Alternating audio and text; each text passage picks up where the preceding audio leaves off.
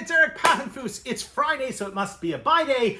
And today we're going to talk about one of the most interesting individuals from the 18th century that you may not have heard of.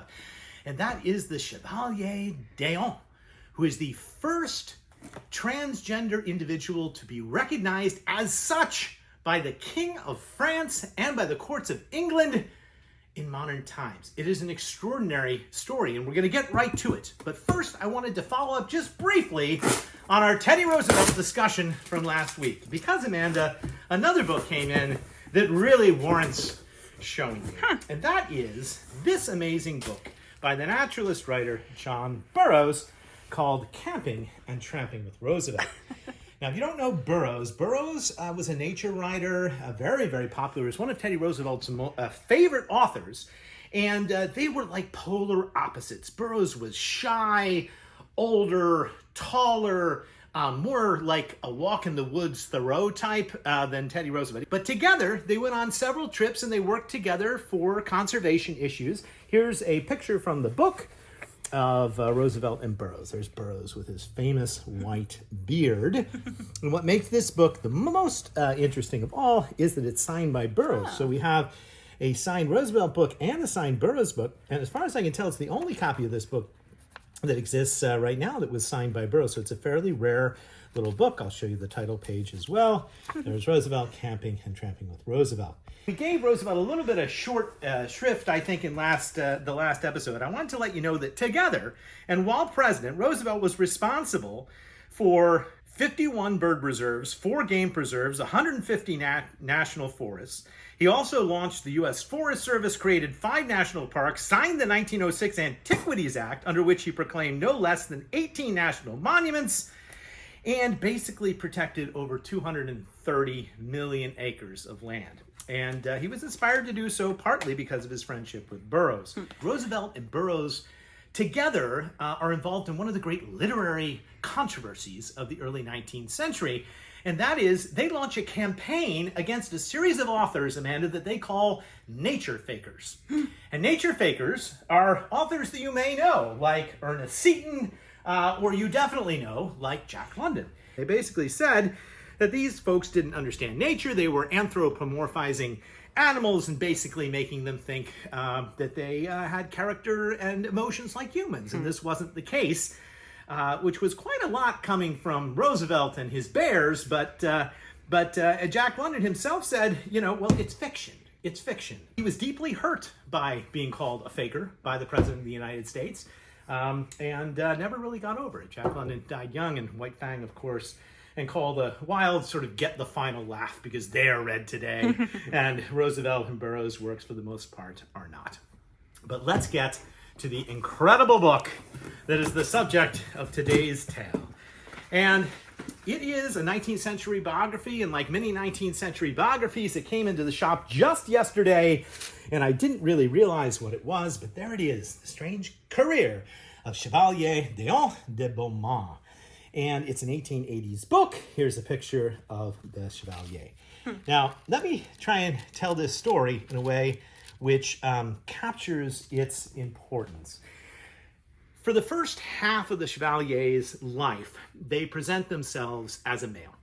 Now, there is some evidence in the historical record that there was some gender fluidity and that maybe the Chevalier was not comfortable with that. They dress as a woman in the courts of France under Louis XV occasionally, and also in the courts of the Tsar of Russia.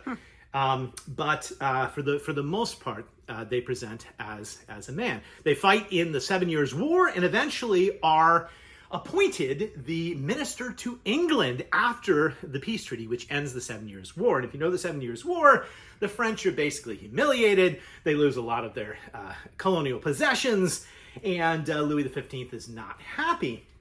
And Chevalier is sent to England to not only be a minister, but to be a spy and to prepare the way for a French invasion of England, which he does through a whole bunch of secret correspondence.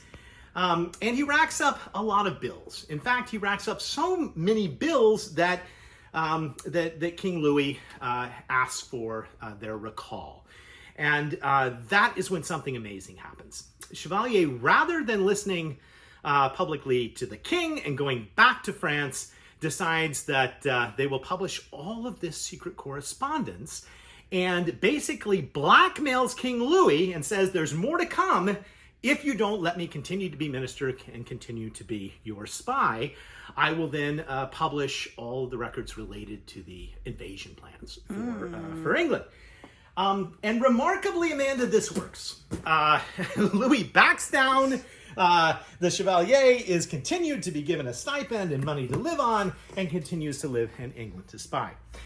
And that's when the next remarkable part of the story continues, because the Chevalier decides, perhaps emboldened by being able to blackmail the King of France, decides that they're going to live the rest of their life openly as a woman, basically in English society very directly, wearing women's clothing, like they have always wanted to do. And they concoct a story which basically is a Joan of Arc story, which says that they were born a woman, but their family forced them to dress as a man and to fight as a man so that they could inherit their family lands in France. But they were no longer going to live the lie, and they wanted to be perceived as a woman. And what do you think the British press did with that, Amanda? Well, they went nuts. They went absolutely crazy. Sounds about right. Producing all sorts of very interesting caricatures and drawings. Voltaire, by the way, definitely sees the Chevalier as the new Joan of Arc and says so in the book. And basically the British go one step further, which is they decide to establish a betting pool. Hundreds of thousands of pounds are bet to determine whether or not the Chevalier really is, in the minds of the bookies, a man or a woman. In the Chevalier's mind, she was definitely a woman. But the betting gets so enormous that one of the bettors ends up suing in the British courts. And Lord Mansfield basically is forced to rule in a jury trial. He charges the jury with instructions that they are to determine whether or not Chevalier is man or woman, and they determine that Chevalier is a woman. And then it becomes unsafe for Chevalier to continue to live in England, because every time they go outdoors, somebody is trying to sort of unmask them or determine their identity. So Chevalier then cuts a deal with the next King Louis, because it's now Louis XVI who's the King of France, and says, I will give you back those invasion plans if you will let me return to France and live openly as a woman. And Louis XVI says, absolutely, it's a deal. Chevalier goes back to France and becomes a hero. And just a huge hero to all the French revolutionaries, to many of the leading feminists of the day, including Mary Wollstonecraft, who literally writes about Chevalier in A Vindication of the Rights of Women, but is eventually forced to flee from France once again because of the Reign of Terror and the coming of the French Revolution. She goes back to England and is forced, since there's no longer a pension coming, to sell their valuable library of books, because Dion has assembled one of the greatest collections of feminist literature ever collected up to that point in time. It's the feminine form of It Chevalier. is. It is. They've changed. And you will note that they also, in addition to selling the books, are also selling the wardrobe of a captain of the dragoons and a French lady. The dresses were designed by Marie Antoinette's dressmaker, which is an extraordinary story. Eventually, after Chevalier's death, which is not for many more years, doctors examine the body, perform an autopsy, and it is inconclusive. They're found to have anatomy of both a male and a female, and this just throws the Victorian historians for a complete loop. And they just don't know what to make of it. But of course, today we see an incredibly empowered person living the way that they wanted to live their life on their own terms, able to live openly, and not conforming to standard notions of gender at the time. It is a remarkable tale, and one that should be learned and understood. Now, we're going to end with a funny book, and today's funny book is manga. And just look at the cover, because I think it speaks for itself. Wow. And the reason we're ending with a funny book is because the Chevalier lives on today in anime, Amanda. And why don't you take a look at this? Fast, thrilling Chevalier is a must-have. Give rapture to my justice. See what all the buzz is about. Le Chevalier Day. Own it on DVD today.